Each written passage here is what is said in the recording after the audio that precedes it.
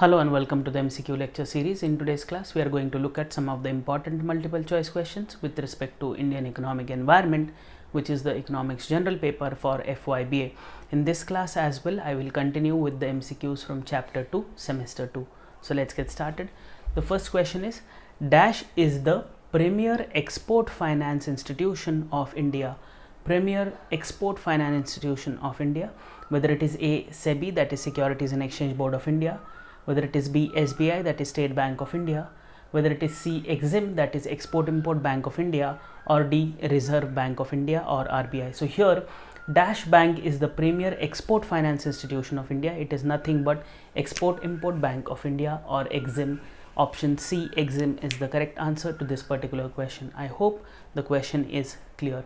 Let us now move to the next one, which is talking about the establishment of Exim. The question is, Export Import Bank of India was established in dash year. It was established in, whether it was established in 1980, whether it was established in 1982, whether it was established in the year 1984 or 1986. So here the correct answer is 1982. That means Exim or Export Import Bank of India was established in the year 1982. Option B is the correct answer to this question. I hope the question is clear. The next question is in relation to IDBI or Industrial Development Bank of India. Let us look at the question. The Industrial Development Bank of India or IDBI was established on dash, whether it was established on A, 16th January 1976, whether it was established on B, 16th February 1976, whether it was established on 16th March 1976, or D, none of the above. So here IDBI or the Industrial Development Bank of India was established on 16th of February 1976, which is option B. So here option B is the correct answer to this particular question, which talks about the establishment of IDBI. I hope the question is clear. Let us now move to the next one. NABARD or National Bank for Agricultural and Rural Development was established on dash, whether it is established on A, 12th of May 1982, whether it was established on 12th of June 1982, whether it was established on 12th of July 1982, or none of the above. So here the correct answer is option C. NABARD was established on 12th of July 1982. So here the correct answer is option C. I hope the question is clear. Let us now move to the next one, which is again in relation to NABARD. NABARD was established on the recommendation of dash committee. Which committee recommended the establishment of National Bank for Agricultural and Rural Development? Whether it was A, Raghuram Rajan, whether it was B, C.D. Rao, whether it was C, Shivram Committee, or D, Urjit Patel Committee. So here a very factual sort of question. NABARD was established on the recommendation of option C, Shivarama Committee, and therefore option C is the correct answer to this particular question. I hope the question is clear. The next question is in relation to the headquarters of NABARD. The question is, the headquarter of NABARD is located at dash, whether it is located at A, Mumbai, whether it is located at B, Delhi, whether it is located at C, Chennai, or D, Calcutta. So here the correct answer is option A, Mumbai. That means the headquarters of National Bank for Agricultural and Rural Development or NABARD is located at Mumbai. So here option A is the correct answer to this particular question. I hope the question is clear. Let us now move to the next one. Very easy sort of question, long form or long full form, whatever sort of things which you can use here. The question is, the long form of NABARD is dash. So here the underlying options are A, National Benchmark Regional Department, B is National Bank for Agricultural and Rural Development, C is National Bank for Agency and Regional Deployment, and D, none of the above. So here the long form or full form of NABARD is nothing but option B, National Bank for Agricultural and Rural Development. So here option B is the correct answer to this particular question. I hope the questions associated with NABARD are pretty much clear. It was established on 12th of July 1982 on the recommendation of Sivarama Committee, headquartered at Bombay, and the long form is National Bank for Agricultural and Rural Development. Let us now move to the next question. The next question is, the modern trends in private sector banks includes dash, whether it includes A, retail banking, B, ATM and mobile banking services, C, data warehousing, and D, all of the above. So modern trends in private sector bank includes all these three important things. That means data warehousing, mobile or ATM services, mobile banking services as well as ATM services, and retail banking as well. So here option D, all of the above, is the correct answer to this particular question. I hope the question is clear.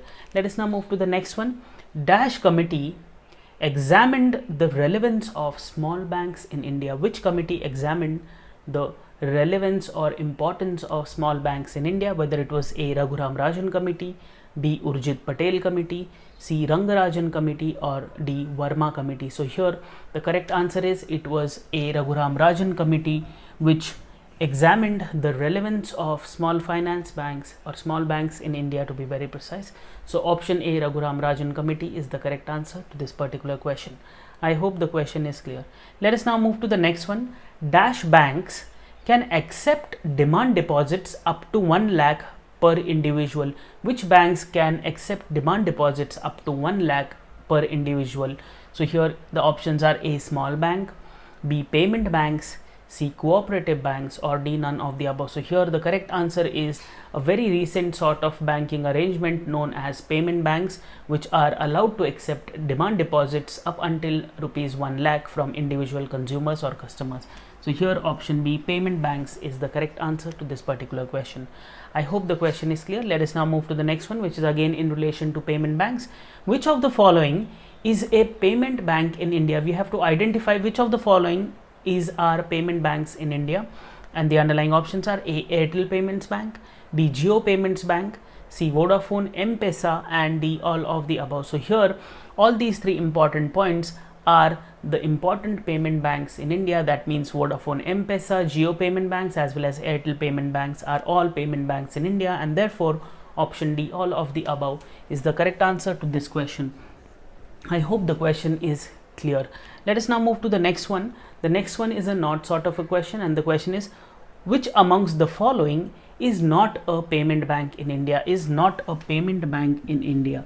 So here the options are A, Indian Post Payment Bank, B, State Bank of India, C, Paytm Payment Bank, and D, Fino Paytech. So here which of the following is not a payment bank? Here the correct answer or option is option B, State Bank of India. It is not a payment bank. It is one of the largest commercial banks in India, public sector commercial banks in India. So here all these other options are payment banks in India. So therefore in these two questions we have identified around 6 important payment banks in India. They are Airtel Payments Bank, Jio Payment Bank, Vodafone M-Pesa, Fino Paytech, Paytm Payment Banks, and Indian Post Payment Banks. So this is from Indian Postal Services. Okay, Indian Postal Services has Indian Post Payment Bank. Okay, I hope the questions are clear. Let us now move to the next one. Payment banks can issue dash, very important question. They can issue A, ATM cards, B, mobile banking services, C, net banking services, and D, all of the above. So Paytm banks can issue all these 3 important services, and therefore option D, all of the above, is the correct answer. That means payment banks are allowed to issue debit cards or ATM cards. They are allowed to give mobile banking services as well as internet banking services. I hope the question is clear. Let us now move to the next one, which is really important. Paytm banks cannot do what? They cannot do what? They cannot distribute mutual funds, they cannot distribute insurance, they cannot distribute or issue credit cards, they cannot issue debit cards. Which is true?